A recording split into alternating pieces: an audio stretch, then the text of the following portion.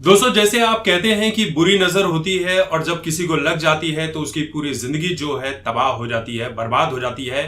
ठीक वैसे ही बुरी नजर के तरह होते हैं आपके बुरे कर्म, जो आपने अपने अच्छे समय में दूसरों के साथ किए होते हैं।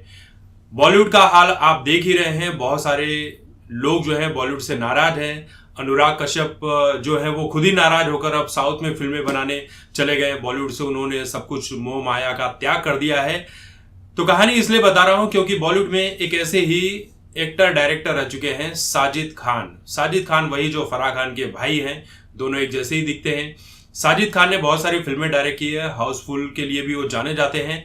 लेकिन इनके ऊपर कुछ साल पहले मीटू का आरोप लगाया गया था। वही मीटू का आरोप जिसमें बहुत सारी एक्ट्रेस जब फिल्म इंडस्ट्री में नई नई आई होती हैं तब वो हॉट सीन देती है, फिल्में करती हैं, तब तक उन्हें कोई प्रॉब्लम नहीं होता। लेकिन जैसे ही 8 साल 10 साल बीत जाते हैं, जब उनका करियर समाप्त हो जाता है, उन्हें कोई काम नहीं मिलता, तब मीडिया में बने रहने के लिए वो एक तरह का आरोप लगाती है कि मेरे साथ इस डायरेक्टर ने, इस प्रोड्यूसर ने ये गंदा काम करने की कोशिश की थी, ये आरोप किया था, कास्टिंग का उस तमाम तरह की आरोप लगाती है। जब काम करना होता है तब आरोप नहीं लगाती हैं।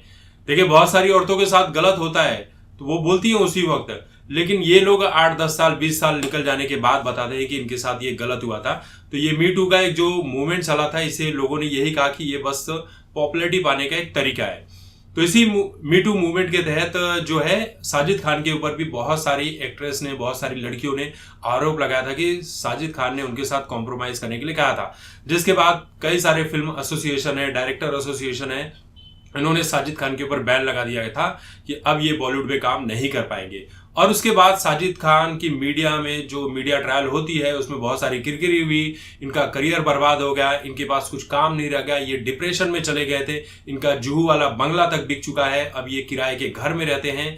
और स्थिति इनकी ऐसी बनाई थी कि इन्होंने आत्महत्या करने की कई बार कोशिश तक की थी, जिसमें वो फेल हो गए, आत्महत्या नहीं कर पाए। बस आत्महत्या का आरोप जो है सुशांत सिंह राजपूत जैसे लोगों पर ही लगता है कि उन्होंने आत्महत्या कर ली थी। अब यहाँ पर डायरेक्टर एसोसिएशन ने, IFTDA जो है, इन्होंने इनको तो कह दिया था कि ठीक है आप फिल्में बनाइए, करिए, लेकिन अब इनके पास कोई काम ही नहीं है, कोई फिल्में देना ही नहीं चाहता, क्योंकि देगा फिर से कोई आरोप लगेगा और उस फिल्म मेकर का नुकसान हो जाएगा।